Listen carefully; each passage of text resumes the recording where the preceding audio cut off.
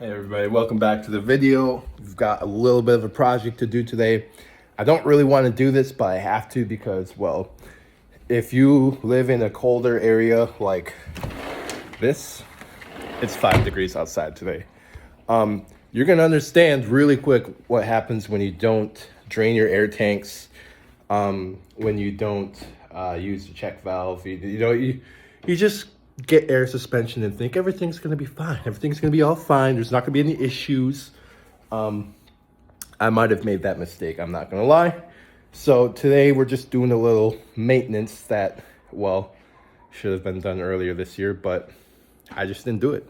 Like also, a little bit of a side note, I got some resonators for my car, the same ones from my old car. I'm gonna throw 2 of them onto this exhaust and cut out my factory resonators in the future, but that's for another video.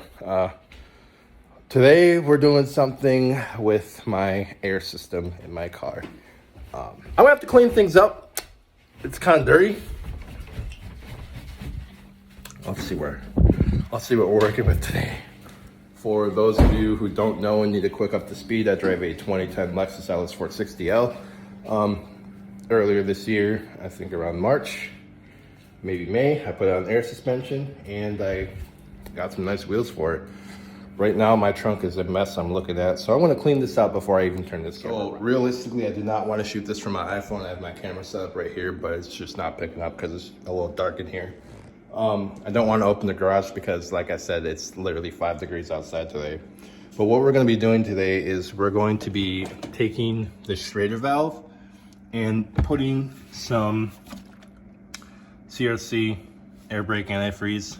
It's good for keeping ice from coming into your compressor, from getting into your tank and freezing your lines. Funny story about that, why I'm doing this is because of what happened last night. The wind chill was below zero, it was like not -9 degrees from -10 degrees. I'm at work, I ran to a Quip Trip and I had to just get some food, you know, get a drink, and I just didn't want to be at work, to be honest. And I aired down, got some gas too. I usually air down. I just wanted to keep the compressor a little bit warmer in the winter. And when I did that, after I got gas and I came back to my car, I went to air up and it said compressor freeze.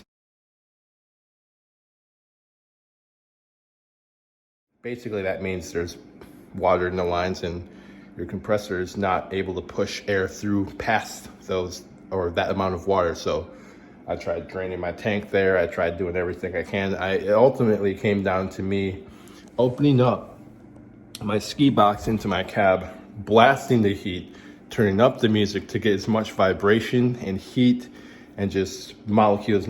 Like, I'm not gonna get into the science of this shit. I don't even know if this is true, but like, basically, I just had to shake everything up and keep everything nice and hot, just blasting the heat until it finally warmed up and I was able to air up again and drive back to work because I've been there for 45 minutes now when I only intended to be there for about 5. So as you can see, this is something that has happened before, but it just said compressor freeze. And what I did is I turned my car off and turned it back on again. And the compressor restarted and it started working again, which thankfully I didn't get stranded where I was that time because I didn't have any help. There was nothing around me. So it's just like a precautionary thing I'm going to be doing to make sure this doesn't happen again.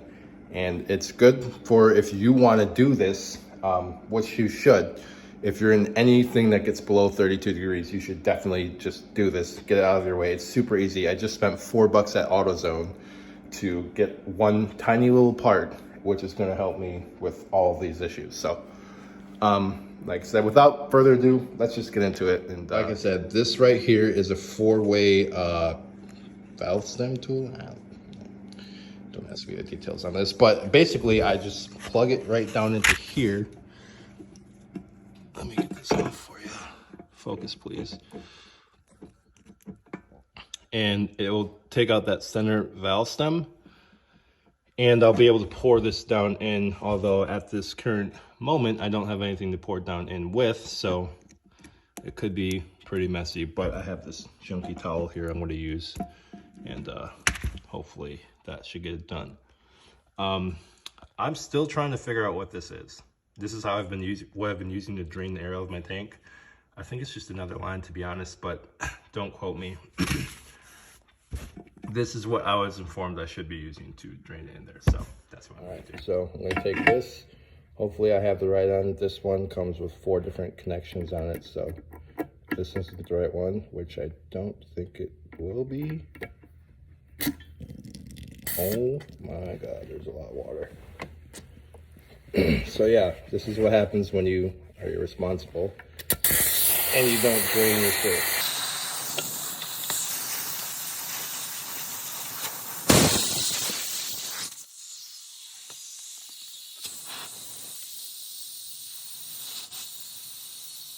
That was exciting. There's a lot of water that came out of that. My hand's pretty wet right now. Everything right here is pretty wet. So now that it is empty, I will be able to pour, I believe I'll be able to pour the liquid down into here. So let's go ahead and do that. This will probably be the hardest part and the most messy for me.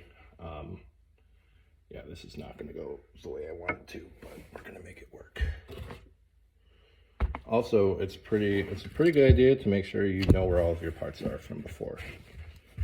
You do not want to lose that because you're going to be in a lot of trouble if you do.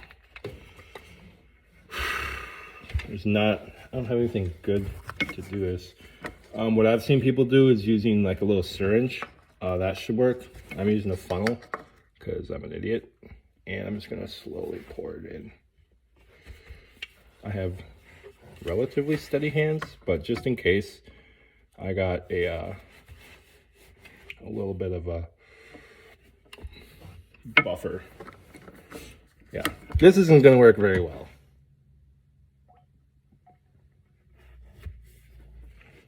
All right, I would say that's enough,